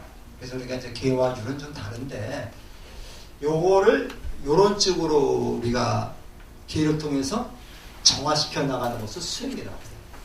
그 다음에 성내는 것은 뭐를 통해서 정화시켜 나가느냐, 이거 정이라고 해요. 정이라고 하는데, 정이라는 거는 쉽게 얘기하면 명상입니다. 이게 명상이죠. 내가 이제 화가 잔뜩 났어요. 내가 화가 잔뜩 나서, 화가 잔뜩 났을 때는 이 화가 손끝까지 다 갑니다. 이게 이 기운이 다 가가지고 이 화가 이 잔뜩 난 이 손으로다가 상대방을 때리게 되면은 여기에 내 마음이 다 도피가 다 들어가 있습니다. 그래서 사람이 상할 수가 있어요. 요때 잠깐만 참는 거, 요거를 우리가 정이라고 해요. 그러니까 명상을 통해서 하는 거죠. 그래서 보통 학자들이 연구를 해보니까 암만 화가 났더라도 요것이 가라앉는 시간은 사람에 따라서 약간 차이가 있겠지만 30초에서 40초는 다 가라앉는 거예요. 그러니까 이 반응이, 내가 이제 화가 이제 머리끝까지 났다. 근데 그 순간이 긴 것 같지만 30초에서 40초 정도면 이제 화가 가라앉는다. 그러면 다시 이성을 찾을 수 있는 거죠. 요거를 하는 게 정이고, 요걸 명상이라고 해요. 요거를 이제 불교에서는 선정이라고 말하는 거예요. 그래서 우리가 이제 성난 마음, 화내는 마음을 이렇게 정을 통해서 가라앉히라. 그러면 이게 가라앉으면 이 물이 그냥 막 파도같이 불 끄다가 불을 끄면은 물이 가만히 가라앉으면은 그 물 속에 있는 게 다 보이죠. 우리가 바다에 가서 파도가 막 치는데, 파도가 칠 때는 그 물 밑을 못 보지만 파도가 가라앉고 나면 그 물 밑에 아름다운 모습을 다 볼 수가 있습니다. 그러면 요것이 가라앉으면 여기에서 뭐가 나오느냐? 사물을 있는 그대로 올바로 보게 돼요. 사물을 있는 그대로 올바로 보는 걸 지혜라고 얘기를 합니다. 그러니까 불교에서 지혜하는데, 지혜라고 하는 것이 별다른 게 아니고요. 우리가 세상을 색안경 끼고 봤던 세상을 색안경을 벗고 있는 그대로 보는 게 바로 지혜고 정이라고 볼 수 있습니다. 그 다음에 어리석음은 뭐로 보느냐? 이거는 해라고 해요. 이게 바로 지혜입니다. 지혜. 이게 이제 지혜다. 근데 지난번에 말씀드린지 모르겠지만 지식과 지혜는 다르죠. 남한테 배워서 아는 거는 지식이고 요거를 내 것으로 완전히 만들어서 내가 행동으로 옮겨졌을 때 이게 지혜가 됩니다. 그러니까 지혜라고 하는 말은 행동으로 옮겨지지 않으면 이거 설리근지래. 권해라고 그래요.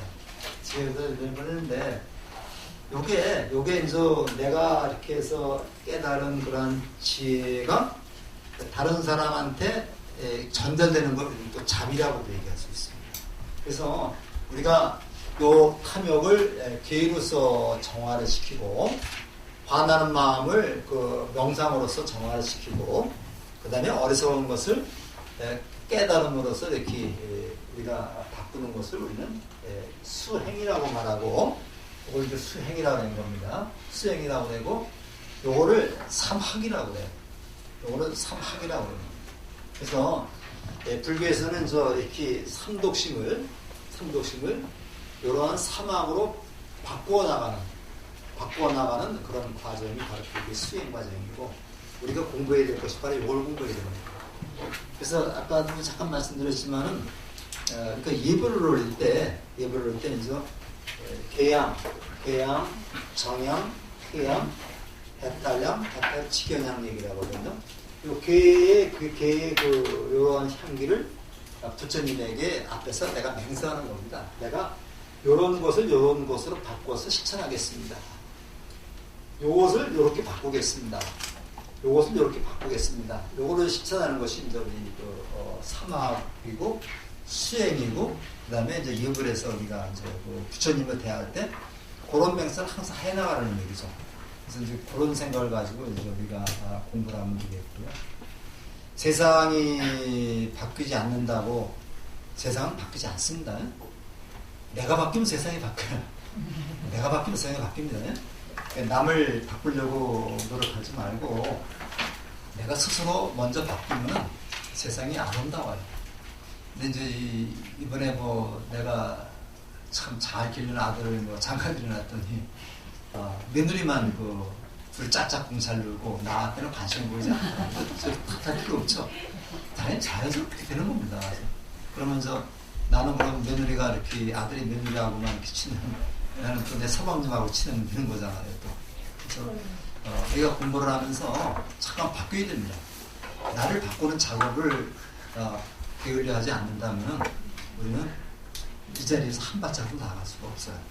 우리 오늘 예절 이렇게 좀 간단히 좀 공부를 했습니다만은 항상 나를 낮추고 하심하는 마음으로 남을 부처님처럼 대접하는 그런 마음만 가지고 있으면 세상이 좀 아름답지 않을까 그런 생각이 좀 듭니다. 오늘 조금 마치고 저거 좀 동영상을 좀 보여드리려고 했는데 동영상을 보여드리면 조금 더 좀 이해가 쉽거든요. 나중에 다시 되면은 잠깐 짬을 내서 보여드리도록 하겠습니다. 아니 공지상 먼저.